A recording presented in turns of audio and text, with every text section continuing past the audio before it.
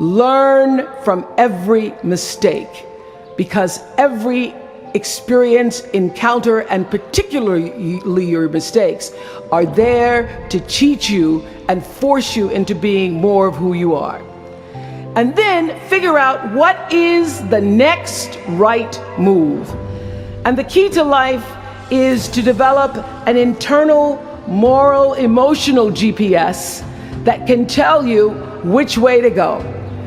Because now and forevermore, when you Google yourself, your search results will read Harvard 2013. And in a very competitive world, that really is a calling card, because I can tell you, as one who employs a lot of people, when I see Harvard, I sit up a little straight and say, where is he or she? Bring them in. It's an impressive calling card that can lead to even more impressive bullets in the years ahead. Lawyer, senator, CEO, scientists, physicists, winners of Nobel and Pulitzer Prizes, or late night talk show host. But the challenge of life, I have found, is to build a resume that doesn't simply tell a story about what you want to be, but it's a story about who you want to be. It's a resume that doesn't just tell a story about what you want to accomplish, but why. A story that's not just a collection of titles and positions, but a story that's really about your purpose. Because when you inevitably stumble and find yourself stuck in a hole, that is the story that will get you out. What is your true calling? What is your dharma? What is your purpose?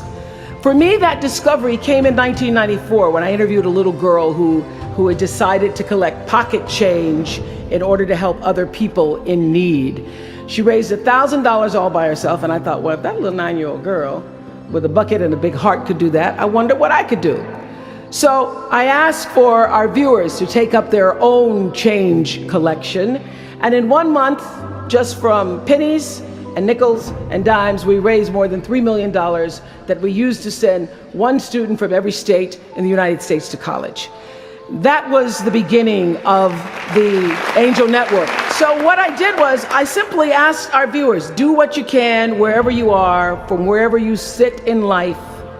Give me your time or your talent, your money if you have it, and they did.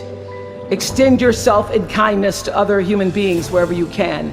And together we built 55 schools in 12 different countries and restored nearly 300 homes that were devastated by Hurricanes Rita and Katrina.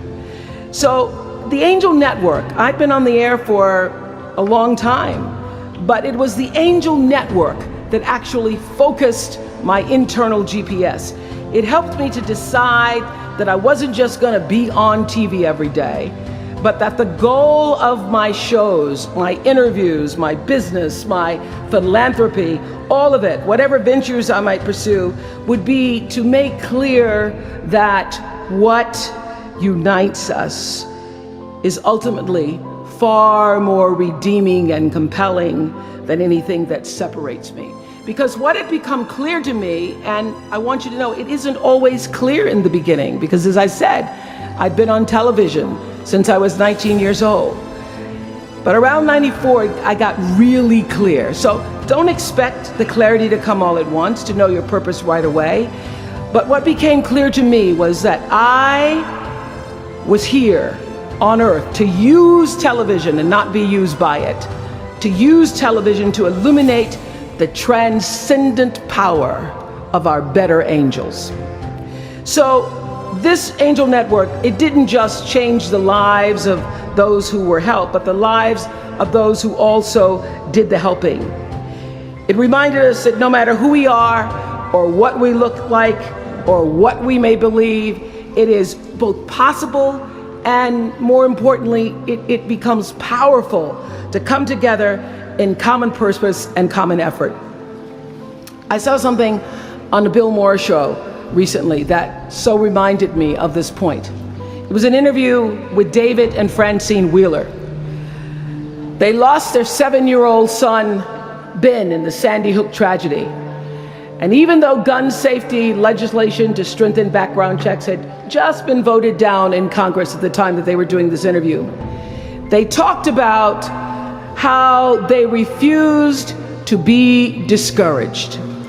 Francine said this. She said, "Our hearts are broken, but our spirits are not."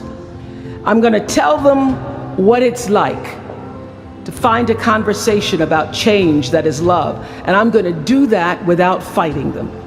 And then her husband David added this: "You simply cannot demonize or vilify someone who doesn't agree with you, because the minute you do that, your discussion is over, and we cannot do that any longer. The problem is too enormous. There has to be some way that this darkness can be banished with light." In our political system and in the media, we often see the reflection of a country that is polarized, that is paralyzed, and is self-interested. And yet, I know you know the truth. We all know that we are better than the cynicism and the pessimism that is regurgitated throughout Washington and the 24-hour cable news cycle. We understand that the vast majority of people in this country believe in stronger background checks because they realize that we can uphold the Second Amendment and also reduce the violence that is robbing us of our children. They don't have to be incompatible. And we understand that most Americans believe in a clear path to citizenship for the 12 million undocumented immigrants who reside in this country, because it's possible to both enforce our laws and at the same time embrace the words on the Statue of Liberty that have welcomed generations of huddled masses to our shores. We can do both.